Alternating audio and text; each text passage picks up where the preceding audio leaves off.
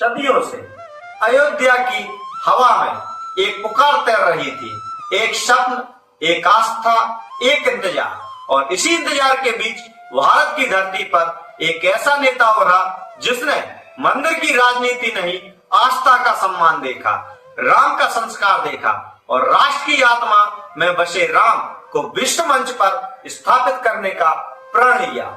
उस नेता का नाम है नरेंद्र दामोदर दास मोदी। अयोध्या का इतिहास केवल पत्थरों का नहीं, यह भावनाओं का इतिहास है।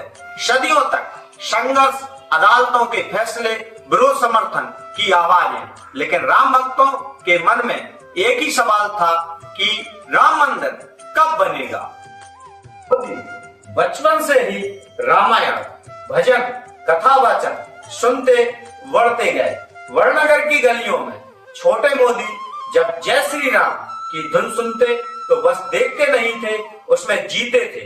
मोदी के लिए राम एक राजा नहीं, एक आदर्श है, एक मार्गदर्शक है, मर्यादा, न्याय, सेवा और त्याग का प्रतीक। वो कहते हैं राम हमारे मन में है, मंदिर केवल प्रतीक है। और इसी भावना ने उन्हें ऐतिहासिक क्षण तक पहुंचाया जिसका इंतजार भारत की कई पीढ़ियों ने किया था। नया भारत, नई उम्मीद। अंतरराष्ट्रीय मंचों पर भारत की आवाज बुलंद होने लगी और इसी बीच अयोध्या का प्रश्न फिर से केंद्र में आने लगा। मोदी ने कभी मंच से बड़े दावे नहीं किए, कभी भाषणों में उत्तेजना नहीं फैलाई।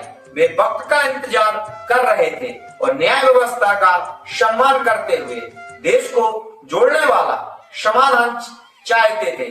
फिर आया वो दिन जब सुप्रीम कोर्ट ने एक मत से फैसला सुनाया।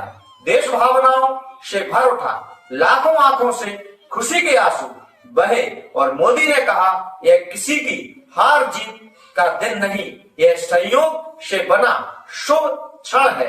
भूमि पूजन का मंच, सफेद धूप, पीली कुर्ते में मोदी, हाथ में चांदी की कुदाल, फर्श पर नंगे पांव और पूरा देश टीवी स्क्रीन से जुड़ा हुआ जैसे इतिहास को अपनी आंखों से देख रहा हो।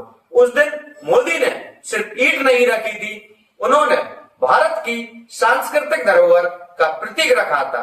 22 जनवरी 2024 भारत का प्रतीकात्मक ऐतिहासिक आत्मिक महोत्सव।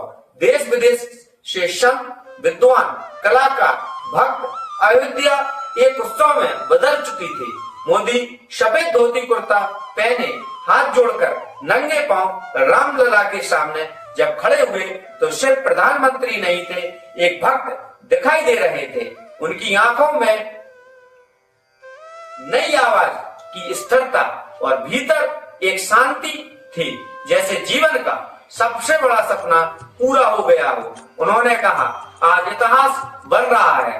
राम केवल एक मंदिर के नहीं, भारत की आत्मा के प्रतीक हैं। उस क्षण अयोध्या में सिर्फ जयकारे नहीं गूंजे, बल्कि पीढ़ियों का संघर्ष, उम्मीद और विश्वास एक साथ झलक उठा।